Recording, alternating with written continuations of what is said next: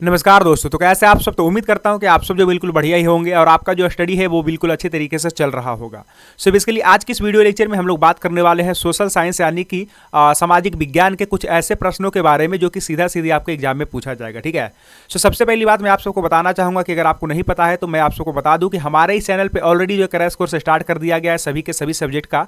तो आप जो है हमारे इस चैनल से जुड़ करके अच्छा खासा जो है नंबर ला सकते हैं। ठीक है। तो अगर आप इस बार 2023 में जो बोर्ड एग्जाम की जो परीक्षा दे रहे हैं और अगर आपको जो अच्छे से अच्छा नंबर उठाना है तो आप हमारे चैनल से जुड़ जाइए, क्योंकि यहाँ पे जो है मैं आप सबको रेगुलर बेसिस पे हर एक चीज जो है देने का जो कोशिश कर रहा हूँ। ठीक है।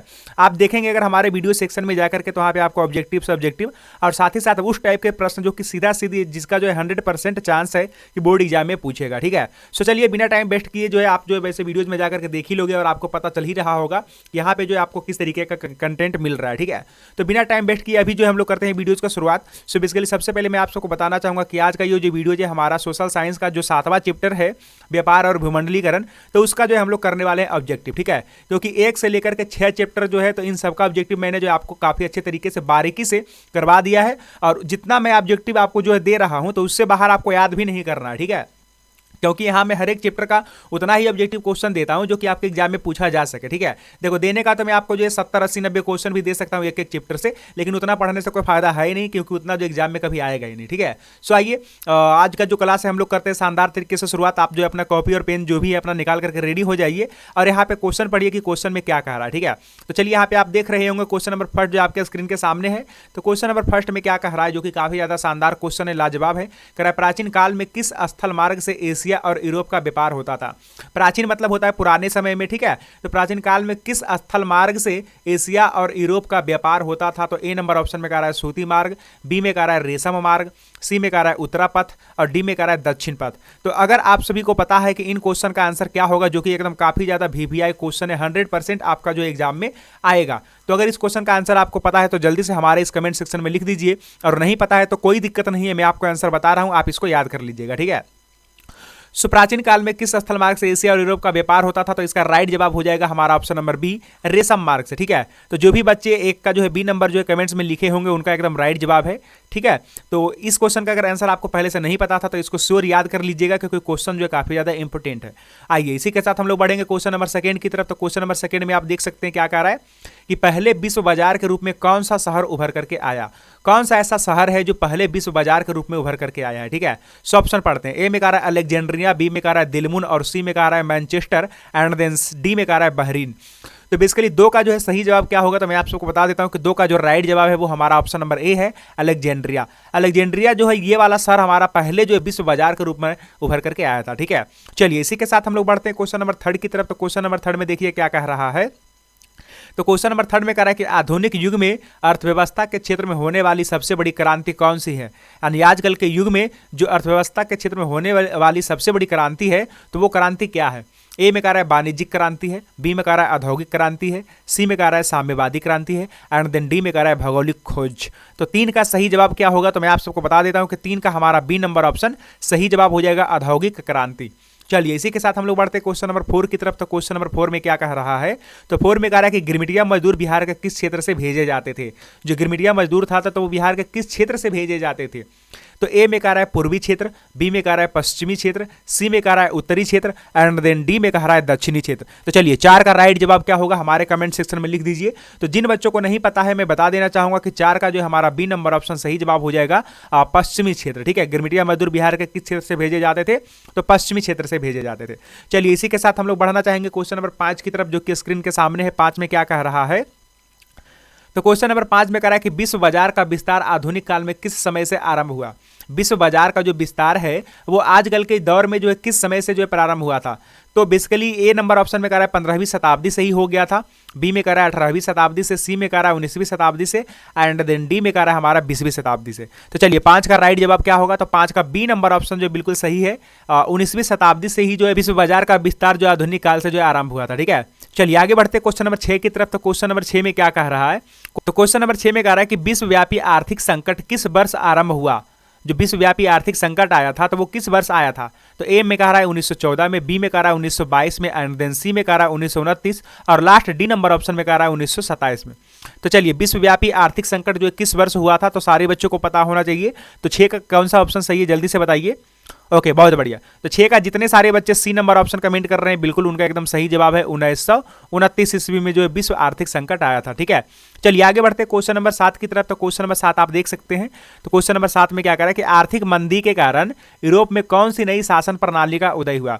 आर्थिक मंदी के कारण यूरोप में जो शासन प्रणाली अपनाया गया था, जो जिसका उदय हुआ था, तो उस शासन प्रणाली का क्या नाम था। तो ए में कह रहा है साम्यवादी शासन प्रणाली, बी में कह रहा है लोकतांत्रिक शासन प्रणाली, सी में कह रहा है फांसीवादी नाजीवादी शासन प्रणाली, और डी में कह रहा है पूंजीवादी शासन प्रणाली। ठीक है, तो चलिए 7 का जो है करेक्ट आंसर क्या है। तो जितने सारे बच्चे 7 का सी नंबर ऑप्शन करेक्ट जो है कर रहे हैं, बिल्कुल उनका सही जवाब है फांसीवादी नाजीवादी शासन प्रणाली जो है वहां पे जो है इसका उदय हुआ था। ठीक है, आइए आगे बढ़ते क्वेश्चन नंबर 8 की तरफ। तो क्वेश्चन नंबर 8 में क्या कह रहा है। तो क्वेश्चन नंबर 8 में कह रहा है कि ब्रिटेन वुड्स सम्मेलन किस वर्ष हुआ।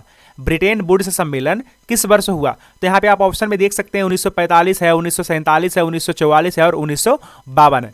तो इन क्वेश्चन में से जो क्वेश्चन नंबर 8 है, तो इन ऑप्शन में से कौन सा ऑप्शन सही है जल्दी से बताइए कमेंट सेक्शन में। ठीक है, तो 8 का जो भी बच्चे सी नंबर ऑप्शन जो है कमेंट में लिख रहे हैं, यस बिल्कुल उनका जो एकदम करेक्ट जवाब है 1944 ईस्वी। ठीक है, ब्रिटेन वुड्स सम्मेलन किस वर्ष हुआ था, तो 1944 ईस्वी में हुआ था। आइए इसी के साथ हम लोग बढ़ते हैं क्वेश्चन नंबर 9 की तरफ। तो क्वेश्चन नंबर 9 में आप देख सकते हैं काफी इजी सवाल है। भूमंडलीकरण की शुरुआत किस दशक में हुई। भूमंडलीकरण का शुरुआत किस दशक में हुआ था। तो ए नंबर ऑप्शन में आपका कह रहा है 1990 के दशक में, बी में कह रहा है 1970 के दशक में, सी में कह रहा है 1960 के दशक में, एंड देन डी में कह रहा है 1980 के दशक में। तो चलिए 9 का सही जवाब क्या होगा। तो 9 का जितने सारे बच्चे डी नंबर ऑप्शन कमेंट कर रहे हैं, यस इनका जो है बिल्कुल एकदम सही जवाब है। ठीक है, याद रखिएगा 1980 में जो है भूमंडलीकरण की जो है शुरुआत हुई थी। ठीक है, आगे बढ़ते हैं क्वेश्चन नंबर 10 की तरफ। तो क्वेश्चन नंबर 10 आप देख सकते हैं क्या कर रहा है कि द्वितीय महायुद्ध के बाद यूरोप में कौन सी संस्था का उदय आर्थिक दुष्ट प्रभावों को समाप्त करने के लिए हुआ। सो ए नंबर में कह रहा है सार्क, बी में कह रहा है नाटो, सी में कह रहा है ओपेक और डी में कह रहा है यूरोपीय संघ।